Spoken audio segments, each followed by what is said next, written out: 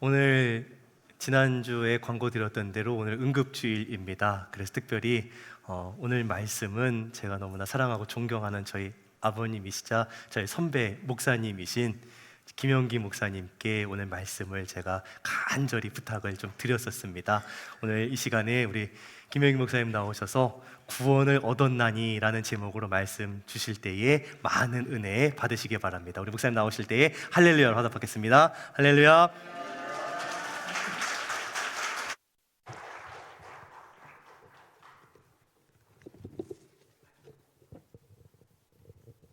할렐루야. 여러분들 이렇게 만나게 돼서 반갑습니다. 오랜만에 왔는데 지난 성탄절날 저희 집사람이 홍동교회에 가서 성탄절 예배를 드리자 그래서 이거 가지 말자 이렇게 안 왔습니다.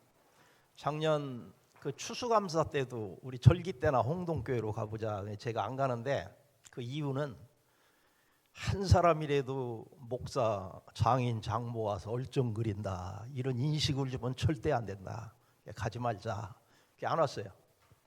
여기 우리 원로 장로님 지난번에 만났는데 자주 오시라고 저보고 그러는데 저 여기 안 오려고 그렇게 노력을 하는 사람 중에 하나입니다. 그 싫어하는 거거든요. 홍동교회 와 보니까 아주 뭐 이런 그 교회 환경 또 이 음향 시스템 또 예배 출석 인원, 성가대, 뭐 찬양대 이게 너무 좋아요. 또 예배 순서도 너무 심플하고 좋아요. 저도 이 복잡한 걸 싫어하는데 아주 진짜 마음에 들고 또 이렇게 젊은 우리 성도님들이 많이 계시고 참 좋은 교회다. 그 요 네모델링 또 저 아래 식당 뭐 리모델링 엘리베이터 놓고 바깥에 무슨 아스콘 포장하고 사택 저기다 굉장한 일을 했습니다. 그래서 제가 뭐 자식 자랑하는 사람은 뭐 그렇다고 그러는데 우리 김 목사 목회를 잘하고 있는 것 같아요. 목회를 잘한다는 이야기는 뒤에서 우리 장로님 성도님들이 그만큼 뒷받침을 해주시기 때문에 그렇습니다. 여러분들도 아주 훌륭하시고 참 좋은 교회고 앞으로 더 성장하고 그런 능력 있는 교회가 될 줄로 믿습니다. 제가 은퇴한 지가 이제 7년이 됐는데 그래도 젊은 것 같죠?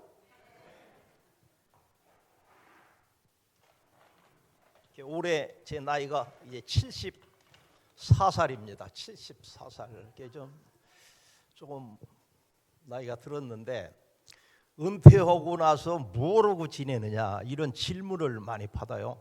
그래서 열심히 산다 그렇게 이야기를 합니다. 제가 하는 일이 뭐를 하느냐면 뭔가 좀 무료하고 바쁘게 살기 위해서 밭을 하나 조그마한 걸 샀어요. 순천향대 부근에다가 137평을 샀습니다.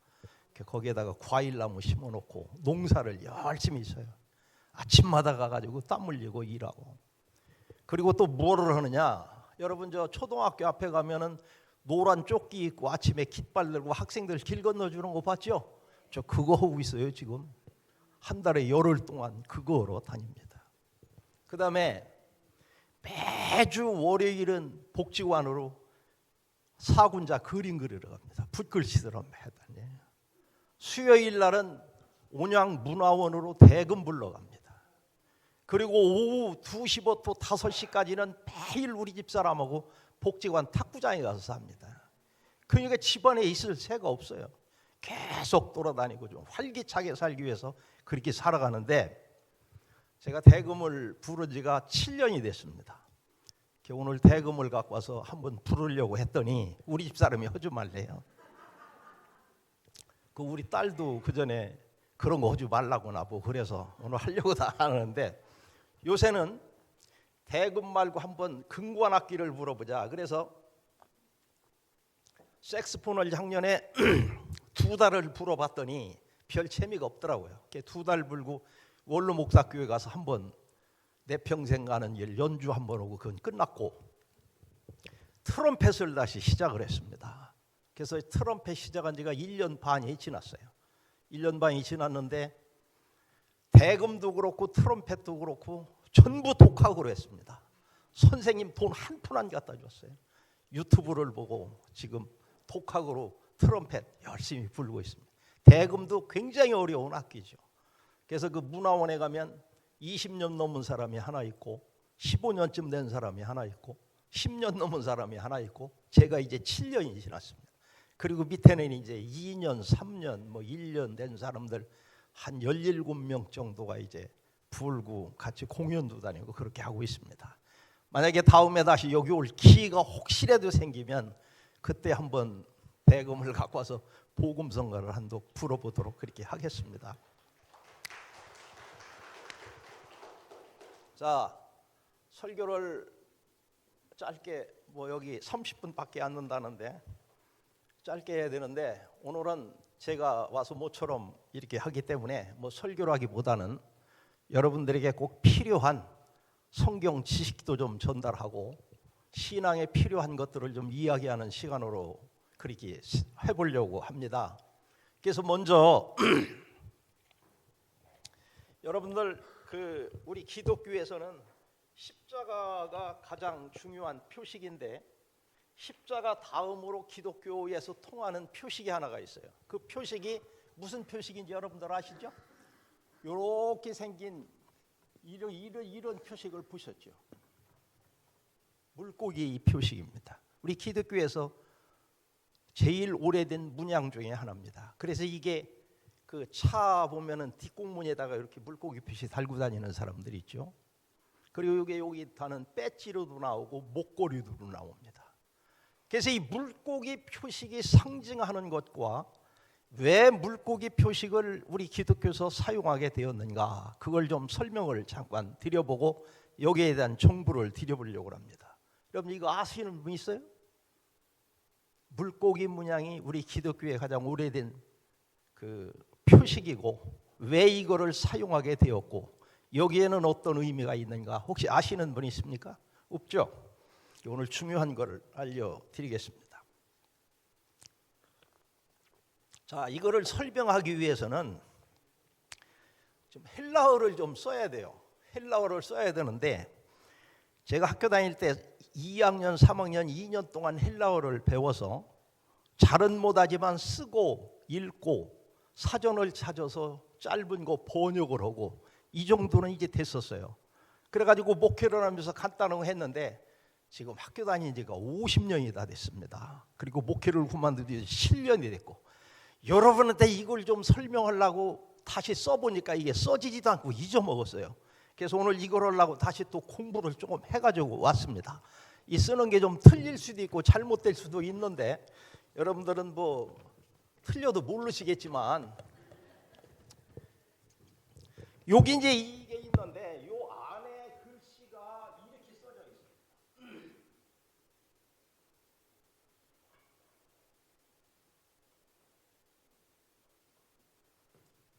이런 글씨가 써져 있어요.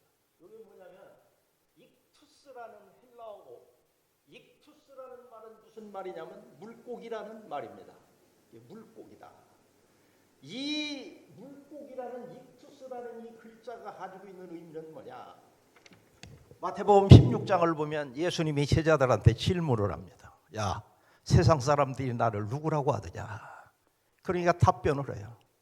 엘리야라고도 하고 예레미야라도 하고 세례 요한이라고도 합니다. 그 너희들은 나를 누구라고 그러느냐? 이때 베드로가 나섰어요. 베드로가 뭐라고 하는지 아시죠, 여러분들? 주는 그렇죠. 주는 그리스도시고 살아계신 하나님의 아들입니다. 이렇게 답변을 했어요.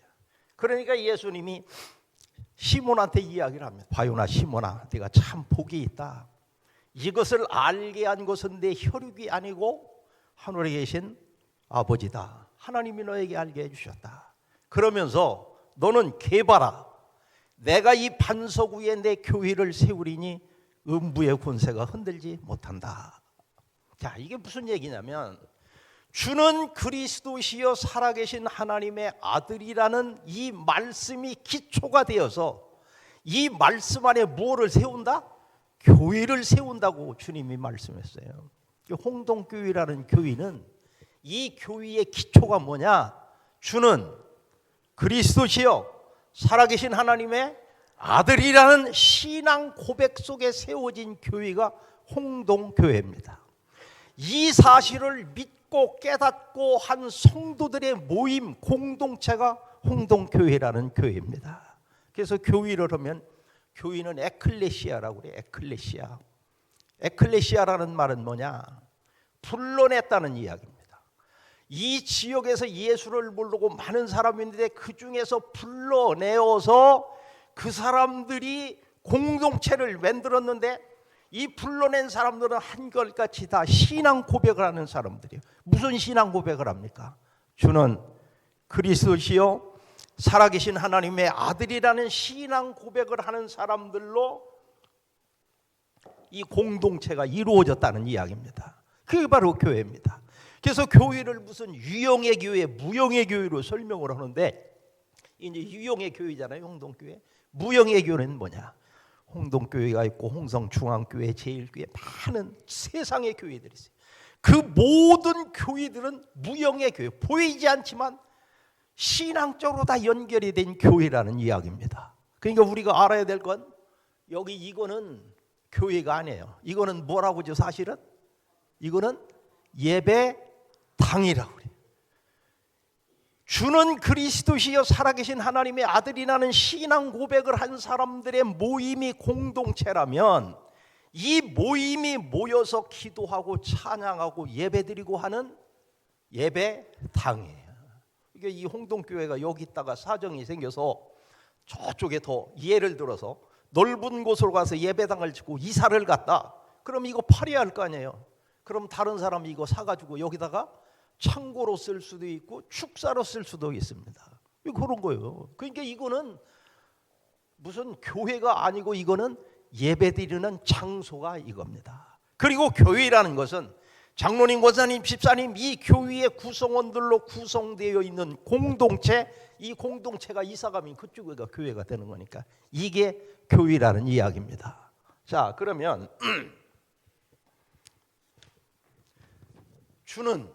주님은 예수님을 얘기하죠. 그래서 그냥 헬라어로 한번 써보겠습니다. 여러분들의 이해를 돕기 위해서.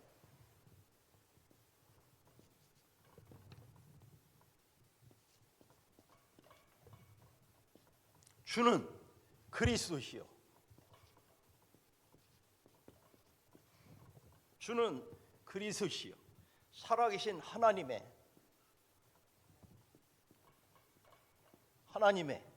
아들입니다.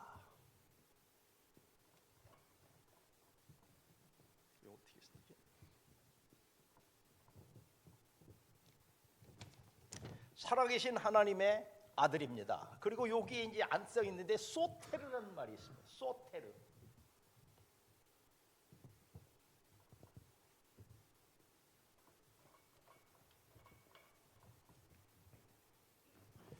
자, 여기 이에수스라는 말인데 이에수스라는 말을 우리 성경으로 번역할 때 이거를 뭐라고 번역했어요?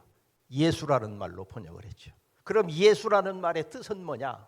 이게 무슨 뜻이죠? 예수님이 태어나기 전에 천사가 그 마리아에게 했잖아요. 아들을 낳으리 이름을 예수라 하라. 이는 저가 자기 백성을 죄에서 구원할 자다. 예수라는 이름은 자기 백성을 죄에서 구원할 자라는 이야기입니다. 그 다음에 예수님은 누구요? 그리스도시요. 그래서 크리스토스라는 헬라어를 우리말로 번역을 그리스도라는 말로 번역을 한 겁니다. 그리스도시요. 그럼 그리스도라는 말은 무슨 말이죠? 혹시 아시는 분 있어요? 이거 그리스도라는 말은 기름 부음을 받았다는 얘기입니다. 그러니까 구약 시대에는 기름 부음을 받는 사람이 세 사람이 있었어요. 하나는 누구요? 왕. 그다음에는 제사장. 그다음에는 선지자. 왕과 제사장과 선지자에게는 기름을 부었어요. 그래서 사울 왕도 그렇고 다윗도 그렇고 왕으로 선출될 때 사무엘 선지자가 가서 머리 위에 기름을 부어 세웠잖아요. 그래서 그리스도라는 말은 기름 부음을 받았다는 말이고 예수님이 기름 부음을 받았다는 얘기입니다. 그러니까 예수님은 만왕의 왕도 되시고 만유의 대제사장도 되시고 그분은 선지자도 되신다. 그게 그리스도라는 말입니다. 그리고 이게 이제 헬라어지만 구약 성경의 히브리어로 된 성경에서는 구약 성경에서는 기름 부음을 받았다. 그리스도라는 말과 똑같은 말인데 이게 무슨 말인지 혹시 아시는 분이 있어요? 메시아라는 말입니다. 메시아라는 말 들어봤죠? 메시아라는 말 못 들어봤어요? 메시아. 이스라엘 백성들이 이따가 제가 얘기하겠습니다. 바벨론 포로를 당해서 압제당하고 고통당할 때 그 사람들 속에는 선지자를 통해서 하나님이 주시는 한 사상이 싹 돼요. 이게 메시아 사상이라는 겁니다. 앞으로 메시아가 올 텐데 그분이 와서 나라를 통일도 시키고 다스려 시키고 압제해서 해방도 시키고 그 사람들은 메시아를 기다린 거예요. 그런데 서기 1년쯤 해서 저 갈릴리 갈릴리 저기 그 나사렛 거기 사는 촌놈 하나가 딱 나타나서 30살 먹은 촌놈이 나타나서 내가 메시아다 얘기를 해요. 그 사람들이 안 믿죠. 그러니까 그 사람이 나타나서 믿게 하기 위해서 행한 것이 그게 뭐야? 기적을 행하는 거예요. 병자를 고치고 바다 위를 걷고 기적을 행하면서 내가 오리라고 온 메시아고 하나님의 아들이다. 예수님이 오셔서 그런 거예요. 그러니까 유대의 교권주의자들이 이걸 받아들일 수가 없지. 저놈 참 참남하다. 지가 하나님 아들이라고 그러고 예수님을 갖다 십자가에 못 박아 죽이는 거죠. 예수님이 십자가에서 죽는 겁니다. 그래서 이 그리스도라는 말은 기름 부음을 받았다는 이야기입니다. 그 다음에 여기 떼우라는 말이 있는데 이건 신 하나님이라는 얘기입니다. 그래서 여러분들 예전에 보면 하나님 표식할 때 이렇게 하고 이거 봤잖아요. 저 말이 요것만 갖다 써놓은 겁니다. 그 다음에 휘오스, 이 휘오스는 아들이라는 말이고, 소테르, 이 소테르는 그 베드로가 고백한 내용이 없지만 어쨌든 이건 구세주, 구원자 그런 의미입니다. 그러면 주는 그리스도시고 살아계신 하나님의 아들 구원자이십니다. 요 말에 요 놈을 갖다 떼고 요 놈을 떼고 요 놈을 첫자를 요걸 떼서 갖다가 붙이니까 요 단어가 생기더라. 그래서 요걸 갖다 붙이니까 요 말이 뭐가 돼요? 물고기라는 단어가 되는 겁니다. 그래서 물고기라는 헬라어의 익투스라는 단어는 주는 그리스도시요 살아계신 하나님의 아들이고 구원자라는 요 말의 첫 글자를 합해 놓은 자가 물고기라는 단어입니다. 그래서 초대교회 사람들이 참 똑똑했던 것 같아요. 이거를 생각하고 요 첫 글자를 갖다가 이렇게 해가지고 물고기 형상을 만들어서 사용을 하는 겁니다. 자, 기독교 초대 시대에는 어디가 패권을 잡고 그 당시에 그쪽을 했죠? 노마가 패권을 잡아서 다스렸어요. 근데 노마가 이 사람들은 뭐가 있냐면 황제 숭배 사상이 있어요. 노마 황제가 신이요. 다른 신은 없어. 그러니까 노마 황제한테 섬기고 황제한테 절하고 황제만 숭상해야 됩니다. 다른 거 섬기면 그건 이단화가 되는 겁니다. 그런데 예수 믿는 사람들은 노마 황제를 섬길 수가 없죠. 누구를 섬기니까? 하나님을 섬기니까 노마 황제를 못 섬기는 거예요. 그러니까 노마에서 정부에서 볼 때 야 저것들은 황제를 섬겨야 되는데 예수를 섬기고 하나님을 섬긴다. 이거 안 되겠다. 그래가지고 박해를 하는 겁니다. 예수 믿는 사람을 잡아다 죽이고 사자굴에 집어 던지고 이러는 거예요. 그 박해 속에서 예수 믿는 사람들이 자기들의 신앙을 유지하고 서로 그리스도인임을 통용하고 같이 모여서 예배드리고 이래야 할 텐데 이게 굉장히 어렵잖아요. 내가 예수 믿는 사람이라고 했다면 죽는 거예요. 저놈이 예수를 믿는지 안 믿는지 확인을 할 수가 없어요. 이때에 이 사람들이 성도임을 증명하는 방법이 이 물고기였다고 해요. 기록에 보면. 그래서 만났어요. 저 사람이 예수 믿는 사람 같은데 같이 모여서 기도도 하고 찬송도 하고 싶은데 알 수가 없어요. 그러면 땅바닥에다가 이렇게 했대요. 한 사람이 요렇게 그려. 그러면 그 사람이 요걸 보고는 나머지 요렇게 그려. 그러면 이 사람이 예수를 믿는 사람이라는 이게 증명하는 겁니다. 그래서 이렇게 그렸다가 저 사람이 물고기를 완성하면 이 사람은 예수를 믿는 사람이에요. 주는 그리스도시여 살아계신 하나님의 아들 구원자라는 신앙 고백을 하는 사람입니다. 그래서 이렇게 해서 의사소통이 되면은 같이 가서 기도도 하고 예배드리고 같이 모임도 갖고 이런 사실을 증명하는데 초대교회에 사용했던 게 물고기 표식입니다. 이게 중요한 거죠. 그 다음에 두 번째는 성지순례 갔다 오신 분들은 로마에 가면 꼭 가는 데가 있어요. 거기가 뭐냐면 카타콤이라는 데입니다. 여기 거기 갔다 오신 분들이 있을 거요. 카타콤 갔다 오셨어요? 아무도 안 갔다 왔어요? 홍동교회는 다 좋고 다 그런데 그런 건 또 안 하신 것 같아요. 자, 카타콤이라는 건 뭐냐? 공동묘지입니다. 공동묘지. 로마라는 그쪽에서는 공동묘지를 할 때 어떻게 사람을 장사를 지내냐면 땅에다가 굴을 파요. 굴을 파가지고 굴 속에다 시체를 갖다 넣어서 장사를 지내는 겁니다. 그런데 초대교회 시대에 예수 믿는 사람을 잡아들이고 사자굴에다 놓고 죽이니까 예수 믿는 사람들이 다 도망을 갔어요. 살기 위해서. 도망갈 데가 없으니까 공동묘지로 도망을 간 겁니다. 근데 로마 그 사람들의 사상은 공동묘지는 신성한 것으로 여겨서 공동묘지를 침보, 거기다가 예수 믿는 사람들이 있다고 막 거기 들어가서 잡아 일으켜지를 하네요. 이게 예수 믿는 사람 도망가기에 최고 좋은 데가 공동묘지죠. 제가 갔을 때 전 2번 갔는데 가이드가 하는 얘기가 그런 얘기를 합니다. 그쪽 나라 땅은 되게 석회암지 됩니다. 그래서 처음에 팔 때는 손으로도 잘 파진대요. 막 푸석푸석하니 막 파요. 그래서 굴을 뚫어놓으면 이 흙이 공기하고 접촉을 하면 이 흙이 단단하게 변해버려요.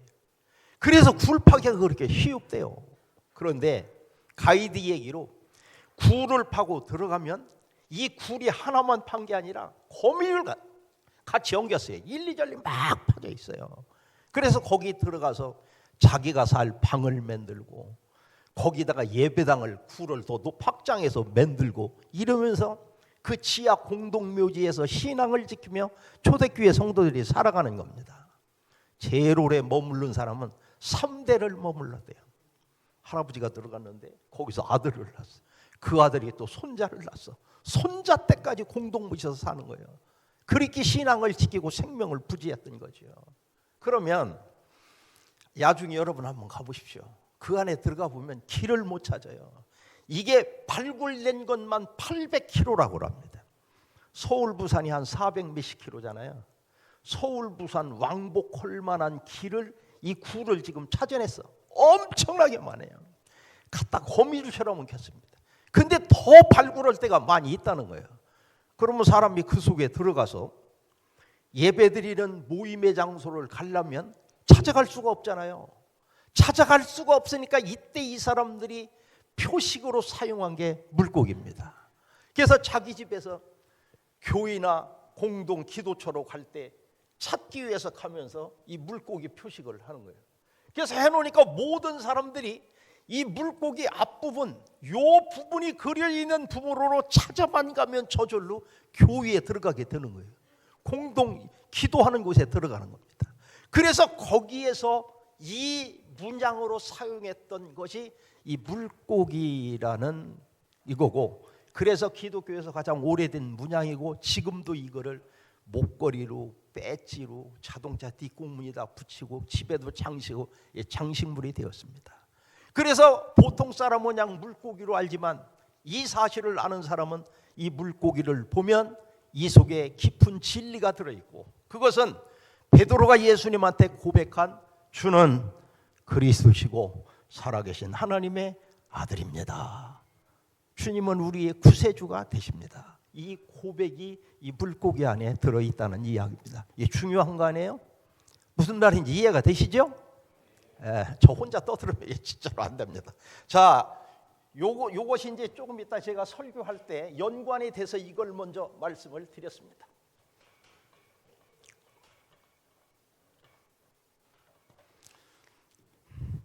자, 그러면 오늘 본문으로 돌아갑니다. 자, 시간이, 자, 너희가 그 무엇을 인하여? 은혜를 인하여. 무엇로 말미암아? 믿음으로 말미암아. 무엇을 얻었나니? 구원을 얻었나니. 이건 너희에게서 난 것이 하나님의 선물이다. 그러면 은혜, 믿음, 구원, 선물이 있는데 이 중에서 제일 중요한 핵심 단어가 무엇일 것 같아요? 에? 구원입니다. 구원을 이해하기 위해서 이걸 이야기하는 거예요. 보세요. 믿음으로 얻는 게 뭐예요? 구원. 믿는 자에게 하나님이 값없이 주시는 선물이 뭐예요? 구원. 믿는 자에게 하나님이 은혜로 주시는 게 뭐예요? 구원. 그래서 바울 선생님이 구원을 설명하려고 은혜, 믿음, 선물 이런 걸 동원해서 이 에베소 2장 8절을 기록을 한 겁니다. 자, 그러면 이제 구원에 대한 이야기를 제가 하려고 합니다. 제가 신학교에 들어갈 때 면접시험을 봐요. 교수가 이렇게 앉았는데 저한테 교수가 묻습니다. 구원 받았습니까? 저는 그때까지 구원 받았냐? 이 질문을 받아본 적이 없어요. 그리고 그때가 제가 25, 6살 때인가요? 그러면 교회를 한 26년 다닌 거잖아. 어려서 어쩌다 다녔으니까 뭐. 그러면서도 구원에 대한 개념도 별로 없었고 구원을 받았냐 안 받았냐 이런 거 생각도 못 해봤고 구원을 받았느냐는 질문도 못 받아봤어요. 근데 교수가 구원을 받았습니까? 이렇게 묻는데 가만히 생각해 보니까 모르겠다고 하면 떨어질 것 같아 분명히. 그래서 받았다고 그랬죠. 알지도 못하는데 받았다고 그랬습니다. 그러면 알지도 못했는데 받았다고 했더니 교수가 또 물어봐요. 언제 받았냐? 구원 받을 때가 언제냐는 거야. 대답할 수가 없잖아요. 그래서 제가 그랬습니다. 중학교 2학년 때 내가 은혜를 많이 받았고 은혜를 받는다는 것도 뭐 아나요. 그때 부흥회 때 뭐 참석하고 그러니까 내가 그때 목사가 되려고 그랬습니다. 그때 구원 받았습니다.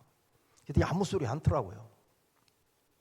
제가 집에 와가지고 우리 할머니가 임시야 권사님인데 우리 동네에서 우리 집이 제일 먼저 교회를 갔어요.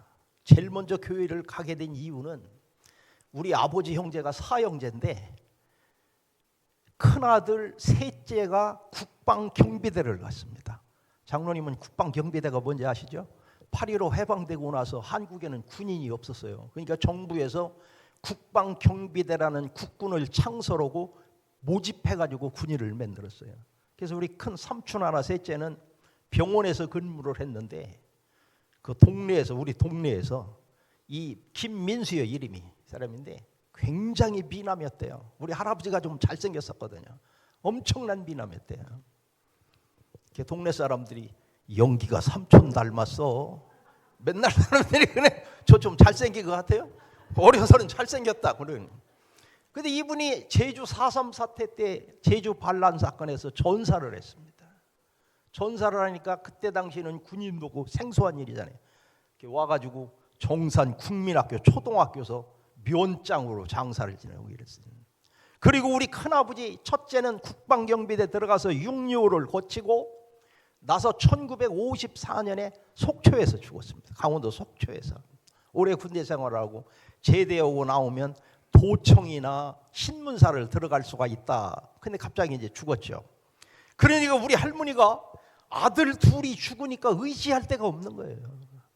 우리 할아버지가 맨날 한 얘기가 그겁니다. 똑똑한 놈 두 놈은 뒤지고 현찮은 것 둘만 살아있다고 맨날 그래요. 그러니까 우리 할머니가 의지가 없으니까 찾아간 게 교회입니다. 그래서 교회를 다니기 시작했어요. 1954년도 내가 2살 때, 내가 53년생이니까 2살 때죠. 우리 할머니가 교회를 가니까 우리 어머니는 며느리니까 자동적으로 가고 나는 어머니 등허리 옆에서 저절로 다니다가 목사까지 이제 된 거 아니에요. 우리 할머니는 수십 년 신앙생활하고 그래서 내가 할머니한테 할머니 구원 받았냐고 물어봤어요. 그랬더니 우리 할머니 답변은 그거더라고요. 죽어봐야 한다. 죽어봐야 한다. 죽어서 천국 가면 받은 거고 지옥 가면 못 받은 거라는 얘기죠. 그런 게 아니고 이런 거라고 제가 이제 설명을 드리고 그랬습니다. 자, 이게 참 쉬운 이야기고 그렇지만 우리가 분명히 여기에 대한 사실을 알고 깨닫고 믿어야 돼요. 예수 믿는 근본 목적이 어디 있느냐? 뭐 건강을 얻기 위해서, 복을 받기 위해서, 자녀가 잘 뭐 이게 그럴 수 있어요. 그러나 이런 것들은 다 두 번째입니다. 첫 번째는 뭐냐? 구원받기 위해서 그런 겁니다. 예수님이 십자가에서 우리를 위해 피를 흘려서 죽으신 거는 뭐 나 건강하게 하려고 그분이 돌아가신 거 절대 아니에요. 다른 복 주려고 돌아간 게 아니에요. 죄에서 나를 구원받게 하기 위해서 예수님이 돌아가셨습니다. 그래서 세상의 모든 것을 다 얻었는데 구원받지 못했다면 그 사람은 성경적으로 볼 때 무언 사람이야? 저주받은 사람입니다. 박정희 대통령 했었지만 예수 안 믿고 죽었으니까 그 사람은 복받은 사람이라 무엇 받은 사람이야? 저주받은 사람입니다. 한국에서 돈 제일 많았던 이병철 같은 사람도 돈은 제일 많으니까 복받았다고 하지만 성경적으로 보면은 예수 믿지 않고 구원받지 못하고 죽었으니까 무엇 받은 사람이야? 저주받은 사람입니다. 그래서 예수 믿는 성도에게서 가장 중요한 건 구원받는 거고, 이 구원받는 것은 어떤 것하고도 바꿀 수 없는 것이 구원이라는 겁니다. 그래서 구원에 대한 것을 우리가 분명히 깨닫고 이해하고 믿고 구원에 대한 확신을 가지고 신앙생활하고 살아가야 되는 게 예수 믿는 성도라는 이야기입니다. 여러분, 제가 질문을 해볼게요. 구원 받았습니까? 이게 질문은 답변할 수 있어야 됩니다. 그렇습니다. 그러면 또 물어봐요. 구원 어떻게 받았죠? 구원은 어떻게 받았죠? 예수를 믿음으로 받았죠? 그러면 예수를 믿음으로 받았는데 세상에 저 사람들은 예수를 안 믿고 구원을 못 받는데 어떻게 나는 그걸 믿고 구원을 받았다고 하지? 내놓을 근거가 뭐가 있지? 그럼 거기에 대한 증거를 내놓으라면 여러분 뭘 내놓을 수 있겠어요? 내놓을 거 없죠. 성경 구절이나 내놓는 거죠. 성경 구절을 내놓는데 더 중요한 건 성령의 역사입니다. 저 사람들이 깨닫고 알지 못하는 것을 나는 깨닫는 이유는 내 속에 뭐가 있어서? 성령이 계셔서요.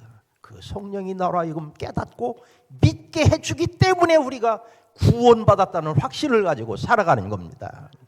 앞으로 여러분들 예수님이 십자가에서 죽으신 건 다른 것 위한 것이 아니고 내 죄를 사하시고 나를 구원하시고 예수님의 십자가의 공로로 내가 죄사함 받고 구원받은 축복받은 성도로 신앙생활 하다가 나중에 하나님 나라 가게 하기 위해서 예수님이 십자가에서 죽으셨다. 여러분 이 사실을 분명히 믿으시기를 바랍니다. 성령이 이거를 증명을 하는 겁니다. 자, 그러면 여기에 대한 내용을 이제 용어 설명부터 쭉 해나가야 되는데 이게 좀 장황하고 길어요. 내가 여기 목회자만 같으면 계속 구원에 대한 거 1년 동안 얘기를 하고 뭐 그럴 수는 없고 간단하게 설명을 좀 해보겠습니다.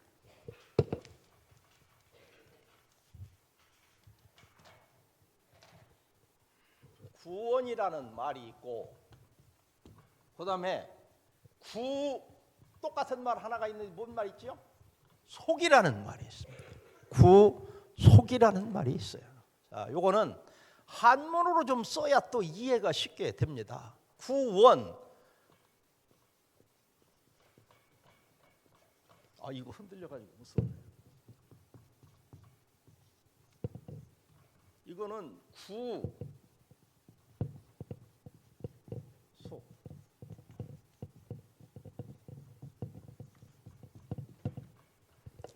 구원이고 구속입니다. 한문 잘 쓰죠? 제가 그래도 서해에서 상탄 사람이에요. 근데 사실은 그것 때문에 쓰는 게 아니라 제가 학교 다니기 전에 청양에서, 제 고향이 청양이잖아요. 옛날에는 사법서사라고 그랬습니다. 근데 지금은 법무사라고 그러죠. 사법서사 사무원 5년 동안 노릇했어요. 그때 당시에는 한문을 썼습니다. 등기부, 호적부 뭐 이런 거 등기권 보면 한문 모르는 거예요. 그래서 수없이 한문을 접해봐요. 한문을 그래서 조금 알아요. 조금. 그 옛날 그 직업 때문에 이제 조금만 나 학교 가서 이제 이걸 구원, 구속 두 가지가 있습니다. 자, 그러면 구원이라는 건 뭐냐? 구원은 이게 구할 구자죠. 구할 구자. 저 원자는 돕는다는 얘기예요. 돕는다. 도울 원자. 도와서 구해준다. 그러니까 아주 간단하게 얘기하면 어떤 사람이 물이 빠져서 죽을 지경 돼 있을 때 그 사람을 물 밖으로 나오도록 도와서 건져내 놓으면 그 사람은 이 사람한테 무엇을 받은 거요? 구원받은 거죠. 물에 빠져 죽을 자리고 이걸 구원이라고 합니다. 그러면 구속이라는 말은 뭐냐? 이게 좀 어려운 얘기예요. 이 구속이라는 말은 이거하고 비슷한 얘기가 속량이라는 말이 있어요. 속, 구속, 이 속량. 그다음이 대속, 이 대속이라는 말이 있습니다. 그래서 이 속, 이거는 무엇을 갚다라고는 그런 의미인데, 이거는 나를 구원하기 위해서 무언가를 내놓고 나를 구원했다라는 얘기입니다. 그러니까 여기에 비유로 들을 때 예전에 노예를 많이 비유를 들죠. 예전에 예수님 당시의 노예들은 그 당시에 종이라고 성경에 나온 그 내용은 다 노예입니다. 이 노예들은 아무 권한이 없어요. 주인이 갖다 팔으면 소처럼 팔아먹는 거예요. 그래서 그 기록에 보면 여기 시장에다가 뭐 월요일 날은 남자 노예, 화요일 날은 여자 노예, 수요일 날은 뭐 애들 노예 팔아먹는 날짜가 정해져 있었고, 이 목걸이처럼 여기다가 나는 5천만 원짜리, 나는 1억 원짜리 딱 있으면 노예를 사러 사람이 와서 그 돈 치르고 갔다가 일 시켜 먹고, 이게 노예입니다. 이게 노예 생활은 비참해요. 영화에 보면 미국에서 예전에 그 흑인들 데려다 그걸로 쓸 때 막 때려도 괜찮고 죽여도 괜찮고 별거래도 상관이 없어요. 이게 노예는 아무 권한이 없는 사람이에요. 이게 노예입니다. 그런데 이렇게 불쌍한 노예가 해방되는 방법이 하나가 있어요. 그 방법은 이 노예에 매겨진 돈을 다른 사람이 대신 치러주고 이 사람을 데려다가 해방을 시켜주는 거예요. 이때 필요한 말이 구속이라는 말이에요. 이게 구원이라는 말과 비슷은 하지만 이 구원은 일반적으로 우리를 구원한 구원이지만 구속이라는 말을 쓸 때는 거기에 대가가 붙어 다니는 거예요. 그래서 이때 이 사람을 구하기 위해서 지불하는 돈을 가리켜서 속전이라고 불러요. 이렇게 속전.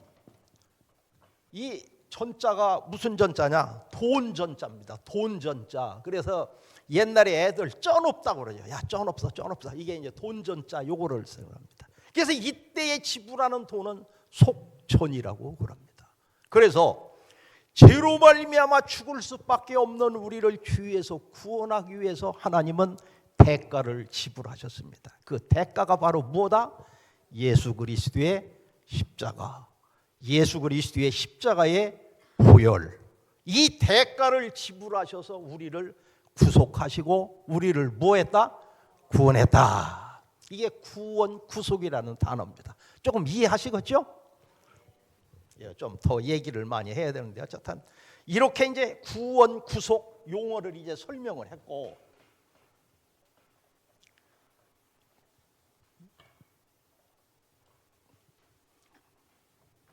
자, 신학교에 가면 뭐 구약을 배우든 신약을 배우든 좀 유식한 말로 이 얘기를 한마디로 합니다. 성경이 뭐냐? 성경 내용이 뭐냐? 그때 하는 얘기가 성경은 하나님이 만들어 놓은 구속사라고 얘기합니다. 구속사다.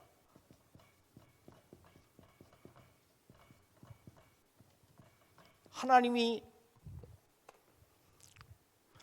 정해 놓으신, 만들어 놓으신 구속사. 이게 좀 유식한 말입니다. 왜 성경이 구속사냐? 그걸 이제 설명을 해 여러분들이 알아들어요. 그걸 이제 설명을 해 보겠습니다. 지금 56분인데 이것만 하고 그만하겠습니다. 어쨌든 그러고 뭐 요 뒤에로 구원에 대한 많은 이야기들을 해야 돼요. 바울 선생님이 구원에 대한 이야기들 이런 것들을 로마서라 이런 데 많이 기록을 해놨어요. 그래서 이 뒤에도 이제 우리가 이제 이따가 이런 거 얘기해.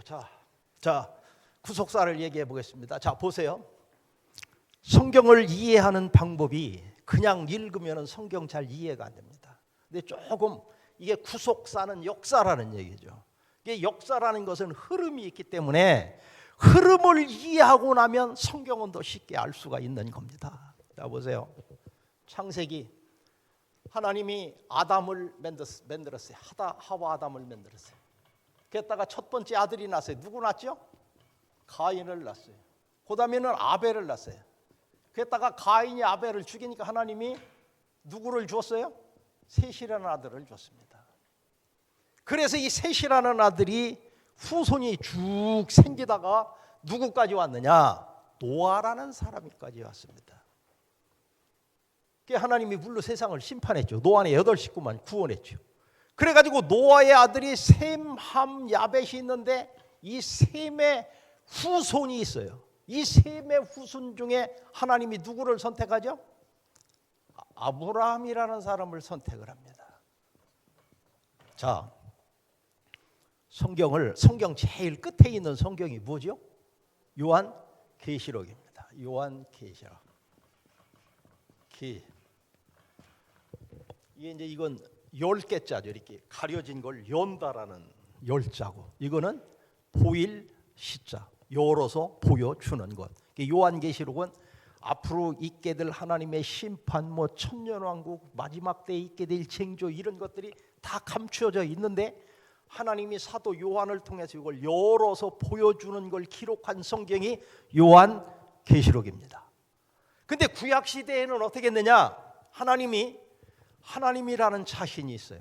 그 하나님 자신을 인간에게 보여줘야 되겠는데, 계시를 해야 되겠는데, 그 방법이 뭐냐? 하나님이 한 사람을 선택을 합니다. 그 사람이 누구요? 아브라함이라는 사람입니다. 그래서 아브라함과 언약의 관계를 맺어요. 내 후손을 하늘의 별처럼 바다의 모래처럼 많게 해주겠다. 그래가지고 너와 함께 할 거고 뭐 어떻게 할 거고 하나님과 언약의 관계를 맺습니다. 그래서 아브라함과 아브라함의 후손의 역사 속에 하나님이 개입을 합니다. 그래가지고 그 사람들의 역사 속에서 하나님 자신을 나타내는 걸 기록한 성경이 구약 성경이라는 성경입니다. 자, 보세요. 왜 그런지. 아브라함이 누구를 낳죠? 이삭을 낳고, 이삭이 야곱을 낳았어요. 야곱이 아들을 몇 명을 낳았어요? 12명을 낳죠. 그랬다가 11번째가 요셉이라는 아들입니다. 이 요셉이라는 아들이 꿈을 잘 꾸고 그러다 형들한테 모함을 받아가지고 미디안 상인들한테 팔려가지고 애굽에 가서 살게 되는 거예요. 애굽에 가서 종살이 하다가 나중에 총리 대신까지 되는데 뭐를 잘해서? 꿈의 석을 잘해서, 하나님이 지혜를 꿈의 석을 잘해서 애굽의 총리 대신이 되죠. 근데 그때 바로 왕이 꾼 꿈을 해석을 하는데 그 꿈이 7년 동안 무엇을 것이고 풍년이 들다가 7년 동안 무엇가 들어? 흉년이 듭니다. 그러니까 7년 동안 풍년이 들었을 때 곡식을 많이 저장해놔야 됩니다. 7년 흉년을 대비해야 됩니다. 그 꿈 해석했다가 요셉이 총리 대신이 되는 겁니다. 근데 애굽만 가난해진 게 아니라 인근 다 가난해요. 야곱이 먹을 게 없어요. 굶어 죽을 지경이에요. 야곱이 소문을 들어요. 애굽에는 식량이 있단다. 그래서 아들들을, 야 너희들 가서 식량을 구해와라. 애굽에 갔죠. 애굽에 가서 누구를 만났어? 지들이 팔아먹은 요셉 동생을 만나는, 총리 대신하는 높은 자리에 있는 겁니다. 이때 요셉이 자기 아버지 야곱과 자기 족속 70명을 애굽으로 이주를 시킵니다. 애굽으로 이주를 시켜요. 그래서 애굽에서 이제 7년 그 가뭄을, 그 흉년을 벗어나게 하는 거죠. 그래서 애굽으로 70명이 가서 이주해서 살다가 여기서 시간이 되니까 요셉도 죽고 야곱도 죽고 다 죽어요. 바로도 죽고 이렇게 죽으면서 끝나는 성경이 창세기라는 성경입니다. 이렇게 흘러와가지고 이렇게 되는 겁니다. 그런데 이러고는 시간이 한 400년이 흘렀어요. 이스라엘 백성 70명이 갔다가 사람이 엄청나게 많아졌어요. 엄청나게 많아지니까 바로라는 말도 왕 이름이 아니라 한국에서는 왕이라고 그러죠. 애굽에서는 왕이라는 말이 파라오라는 말이 왕이라는 말이에요. 이 왕이 가만히 보니까 이스라엘 사람들 그냥 뒀다가는 수가 점점점 늘어가면 적군이 침략했을 때 저 적군들과 내통하면 나라를 뺏길 것 같더니 이때부터 이스라엘 백성들을 박해합니다. 아들 낳고들랑 저 나일강에 갔다가 버려라, 죽여라. 살리면 다 죽는 거죠. 그리고는 진흙으로 벽돌 굽고 농사일 어려운 일들을 시킵니다. 이스라엘 백성들이 하나님께 부르짖죠. 아브라함과 이삭과 야곱에 약속하신 가나안 땅으로 우리를 보내주십시오. 그래서 하나님이 섭리를 하십니다. 한 사람을 보내는데 그 사람이 누구요? 모세를 보내요. 그래서 이스라엘 백성들이 모세의 인도하에서 애굽에서 어디로 가? 가나안 땅으로 가는 과정을 그린 성경이 출애굽기, 레위기, 민수기, 신명기, 이게 과정을 그린 땅입니다. 그랬다가 모세는 가나안 땅을 쳐다보고 죽어. 마지막 설교를 하고. 그러니까 그 다음 후계자가 누가 되죠? 여호수아가 후계자가 됩니다. 이 여호수아가 후계자가 돼서 이스라엘 백성들이 가나안 땅 가서 가나안 땅 차지하고 분배하고 다 이렇게 합니다. 그리고 여호수아가 죽었어요. 죽고 나니까 이스라엘 백성들의 지도자가 없어요. 이 지도자가 없다는 건 그 어떤 예전에 제가 저 예산지방에서 목회할 때 그 건방진 권사가 하는 얘기가 그래요. 가만히 생각해 보니까 목회자 없이 장로님하고 권사들이 그냥 설교하고 이렇게 교회를 운영해도 되겠다는겨. 그러면 1년에 수천만 원 목사한테 가는 사례비 안 줘도 된다 얘기지. 근데 목회자 없이 교회가 유지될 것 같아요? 지도자가 없으면 안 되는 겁니다. 건방지들이. 이스라엘 백성이 여호수아 죽고 지도자가 없이 가나안 땅에서 살으니까 무엇가 하기 시작했어? 우상 숭배하기 시작했고 불순종하기 시작합니다. 하나님이 그냥 두면 안 되게 생기다 이스라엘 백성들을 치는 거죠. 그 옆에 있는 블레셋 족수, 암몬 족수 이런 나라가 침략해서 고통을 줘요. 그러면 그때 가서 이스라엘 백성들이 야, 우리가 하나님 안 섬기고 우상 숭배해서 이렇다. 불순종해 하나님께로 돌아가자. 회개하면 하나님이 이때 지도자를 세워요. 그 지도자 이름을 뭐라고 그래요? 사사라고 그래. 사사. 이 사사를 세워요. 그래서 저 사사를 세운 저 사사를 중심으로 뭉쳐서 다시 해방되고 또 그러고 또 그러기는 계속 역사가 반복되는 게 사사기라는 성경입니다. 그랬다가 마지막 사사가 누구냐? 마지막 사사가 누구죠? 사무엘이라는 사람이 마지막 사사입니다. 이 사무엘이라는 사람이 마지막 사사인데 이스라엘 백성들이 사무엘한테 얘기합니다. 야, 인근에는 다 왕조국과 왕이 있잖냐. 우리는 왜 왕이면 우리도 왕을 세우자 요청을 합니다. 사무엘이 하나님께 기도를 하니까 하나님이 왕을 세우라고 그랬어요. 그 첫 번째 왕이 사울 왕, 두 번째 왕은 다윗 왕, 세 번째 왕은 솔로몬 왕. 그러다가 솔로몬 왕 다음에는 나라가 두 쪽으로 갈라집니다. 하나는 이스라엘이 되고 하나는 유다가 됩니다. 그래서 이스라엘 여행 갔다 오신 분들은 알지만 갈릴리 이북 지방 거기는 이스라엘 땅이에요. 그리고 사해에 있는 이쪽 남쪽은 유다 땅입니다. 그리고 이스라엘과 유다라는 나라 가운데 낀 도시의 이름이 뭐냐면 사마리아라는 이름 들어봤어요? 그거가 사마리아입니다. 그래서 사마리아라는 건 북이스라엘의 수도가 되는 겁니다. 그리고 남유다의 수도는 예루살렘이 되는 거예요. 이렇게 해서 왕조 국가가 쭉 내려옵니다. 이게 열왕기상하 역대상하 이렇게 쭉 되는 거죠. 이랬다가 그 인근에서 그 당시에 가장 힘이 있던 나라가 어떤 나라냐면 아수르라는 나라입니다. 성경에 아수르라, 지금 성경은 어떻게 번역이 옛날에 아수르라고 그렇게 됐어요. 근데 이게 아시리아입니다. 중학교 고등학교 가면 아시리아라고 그거 가르쳐요. 아시리아가 그 패권을 잡고 있어요. 아시리아가 사마리아 성을 공략해서 BC 722년 예수님 오시기 700년 전에 사마리아 성을 함락시켜서 아시리아가 이스라엘을 점령합니다. 왕을 비롯한 많은 사람을 다 포로로 붙잡아 버려요. 이렇게 붙잡으면서 사마리아 성이 공백이 됐을 때 이방 사람들이 입주해서 살면서 거기서 호녀라가 이제 생기는 거죠. 그 호녀라가 생겨서 생기는 내용들이 신약 와서도 수가성에서 예수님이 물 달라고 그러니까 그 여자가 당신은 유대인 같은데 나 같은 혼혈이죠. 이 사람은 유대인은 반은 물을 달라고 합니다. 이런 사건들이 생기게 되는 거예요. 그 다음에 여리고로 간 도적 만난 사람 그 사건도 이제 그러고 이게 그래서 그런. 그렇게 해서 722년에 아수르한테 멸망을 당합니다. 유다가 아수르한테 멸망을 당해요. 이랬다가 다시 인근에서 새로운 신생국가가 생기는데 그 나라가 바벨론이라는 나라입니다. 바벨론, 바빌로니아라고 학교 가면 가르쳐요. 우리 학생들 바빌로니아 들어봤죠? 바빌로니아가 패권을 잡아요.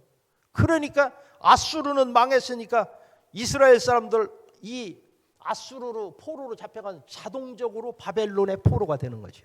그러면서 바벨론이 BC 586년에 예루살렘 성을 공략합니다.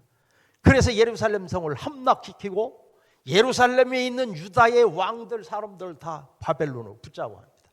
이러면서 이스라엘과 유다라는 나라는 멸망을 하게 됩니다. 이러면서 포로 생활이 되는 거죠. 그래서 이 포로 생활을 기록한 것이 뭐 에스겔서, 예레미야 뒷부분, 예레미야 애가 뭐 이런 성경들 거기에 있는 겁니다. 그랬다가 하나님이 이스라엘 백성을 다시 구원하려고 그래요. 계획을 세우고. 그 이스라엘 백성들을 돌아가게 하려고. 이 바벨론이라는 나라가 그렇게 힘이 있었는데 또 새로운 나라가 생겨요. 그 나라는 성경에 파사라고 하는 나라인데 이게 페르시아라는 나라입니다. 이게 뭐 지금 이란 그쪽에 있었던 나라예요. 되게 강한 나라예요. 페르시아가 패권을 잡아서 페르시아 속국이 됩니다. 하나님이 고레스라는 페르시아 대왕의 마음을 감동시켜서 이스라엘 백성들을 귀환을 시킵니다. 스룹바벨이나 에스라나 이런 선지자를 통해서 다시 돌아와서 나라를 세우고 교회를 그 성전을 세우고 이렇게 하게 돼요. 이게 이제 뒤에 가는 소선지서 학계 뭐 스가랴 말라기 그쪽의 성경입니다. 이렇게 해가지고 포로에서 돌아오게 됩니다. 자 보십시오. 그럼 여기에서 중간중간에 이방 민족이 침략해서 구원한 수많은 사건들이 있습니다. 그런데 그것 말고 큰 사건만 보면은 노아를 구원하신 하나님의 구원의 섭리. 그 다음에 요셉이라는 사람이 애굽으로 가서 종살이 했지만 거기서 총리 대신이 되고 요셉을 구원하신 하나님의 섭리. 이스라엘 백성들이 애굽에서 종살이할 때 모세를 보내서 이스라엘 백성들을 구원하신 하나님의 구원의 섭리. 그렇죠? 그 뒤에 이제 아수르나 바벨론 파사한테 망했던 이스라엘 유다를 다시 포로에서 귀환해서 이스라엘 백성들을 구원하신 하나님의 섭리. 이러면 이제 구약 성경은 맞추죠. 그러고 나서 400년 동안 예언 활동이 끝납니다. 400년 동안 예언 활동이 끝났다가 다시 선지자 하나가 나타나는데 그 선지자를 누군지 여러분들 아세요? 세례 요한이라는 사람입니다. 예수님보다 조금 먼저 왔죠.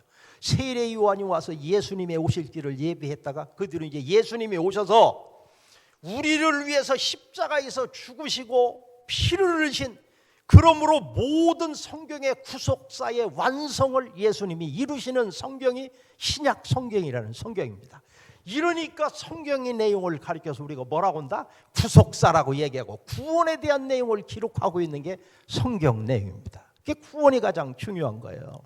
자, 한 가지만 더 말씀드리고 마치겠습니다. 자, 이런 사건 중에서 가장 중요한 사건이 하나가 있습니다. 그 사건이 뭐냐? 이스라엘 백성들이 애굽에서 출발할 때 하나님이 바로 왕이 안 내주니까 10가지 재앙을 내리죠. 10가지 재앙을 내리는데 그 마지막 재앙이 있습니다. 마지막 재앙이 무슨 재앙이라고 그러죠? 초태생이 죽는 장자의 재앙입니다. 이때 이스라엘 백성들의 장자나 가축은 하나도 안 죽었어요. 애굽 사람들만 죽게 됩니다. 하나님이 이스라엘 백성들에게 말씀을 하셨어요. 무엇을 잡아서? 양을 잡아서 그 피를 갖다가 어디다 발라라? 문설주에다가 바르고 인방에다 발라라. 문설주라는 건 이렇게 문이 있잖아요. 들어가잖아요. 그럼 양쪽에 세운 기둥을 문설주라고 그래요. 인방은 위에다가 이렇게 된 나무를 인방이라고 합니다. 그래서 양을 잡아가지고 이 문설주 여기다가 피를 바르라는 얘기예요. 피를 발라라. 그러면 자, 유월절, 이것도 그냥 한문으로 써봐야 또 이해가 쉬워요. 이게 말글 유자인데 여기다 이렇게 책받침을 하면 넘을 유자가 됩니다. 넘어간다는 유자가 됩니다. 월 이렇게 이게 넘을 월자예요. 노민의 담을 넘어가면 뭐라고 그래요? 월담이라고 그러죠. 국경을 넘어가면 월경했다고 그래요. 월담, 유월, 넘을유, 넘을월, 유월절. 이스라엘 백성들이 가장 중요하게 여기는 절기가 유월절이라는 절기입니다. 그러면 유월절이라는 의미는 뭐냐? 유월절이라는 의미 혹시 아시는 분 있어요? 이게 이제 영어로는 패스오버라고 합니다. 패스오버. 죽음의 천사가, 하나님이 보낸 천사가 여기 집을 가요. 집을 가보니까 여기에 무언 피가 없어? 양의 피가 없어. 그래, 야, 요거 애굽 사람이구나. 들어가서 그 집의 장자를 죽이는 겁니다. 소가 됐든 양이 됐든 모든 짐승의 초태생을 죽여버리는 겁니다. 그리고는 다음 집에 가죠. 다음 집에 가봤더니 여기에 양의 피가 발라져 있어. 그럼 이건 누구요? 하나님의 백성인 이스라엘 사람이구나. 그러면 죽음의 천사가 이 집은 들어가지 않고 이 집을 넘어서 다음 집으로 갑니다. 그래서 유월절이라는 패스오버라는 얘기는 여기 있다가 여기를 안 들게 넘어갔다라는 말이 유월절이라는 얘기입니다. 그래서 넘을유 넘으럴 절기라는 얘기죠. 자, 여러분들 이런 얘기 많이 들어보셨죠? 유월절 어린 양의 피가 이스라엘 백성을 구원했는데 이걸 우리에게 적용시켰다는 유월절의 어린 양의 피가 누구의 피요? 예수님의 십자가의 보혈입니다. 이거는 예수님의 십자가의 보혈을 미리 하는 예표가 되는 사건이고 이거를 통해서 예수님의 십자가의 보혈의 그림자를 우리가 여기서 보는 겁니다. 그래서 예수 그리스도의 십자가의 보혈이 우리를 구원하고 우리의 죄를 사하고 이렇게 되는 겁니다. 자, 이렇게 이제 유월절 설명을 했고 그만하겠습니다. 진짜 얘기는 못합니다. 자, 이렇게 해서 이제 구원을 받는데 그래도 조금은 마무리 5분만 하겠습니다. 마무리를 지어야 되니까 이렇게 구원을 받는데 자, 죄라는 게 있어요. 그래서 죄의 삭은 사망이요. 죄의 삭은 사망입니다. 죄라는 것 때문에 우리가 죽고 사망하고 지옥 가고 저주받고 심판받는 겁니다. 그래서 죄를 지은 사람을 가리켜서 우리가 뭐라고 그래요? 죄인이라고 그래요. 그래서 죄인은 반드시 죄에 대한 보응을 받게 됩니다. 사람을 죽인 살인자는 반드시 재판에서 보응을 하죠. 똑같은 겁니다. 그리고는 죄인의 반대는 뭐예요? 의인입니다. 의인. 의인은 의인이 받을 보응이 있는 겁니다. 우리는 다 죄인이요. 유전적인 죄가 있어. 이렇게 대대로 내려오는 아담으로부터 오는 죄, 자범죄, 내가 지은 죄. 죄인이 아닌 사람이 없어요. 모든 사람이 죄를 범하였으며 하나님의 영광에 이르지 못하되 다 죄인이에요. 그러면 죄인이 받을 그건 심판받고 이거 시간이 없구만. 심판받고 저주받고 막 받아야죠. 그러면 우리를 이 죄인이 받을 이거를 받는 게 아니라 의인이 받을 보응을 받도록 해주는 논리가 뭐냐면 예수 그리스도의 십자가입니다. 십자가가 우리의 죄를 사했으니까 이제는 죄인이 아니라 뭐요? 의인이 되는 거예요. 그래서 이 논리를 설명한 성경이 바울 선생님이 기록한 최고의 그 내용이라는 노마서의 주제입니다. 노마서라는 걸 공부하면 그게 다 나옵니다. 노마서의 주제를 이신득이라고 그래요. 좀 유식한 말로 한국어로.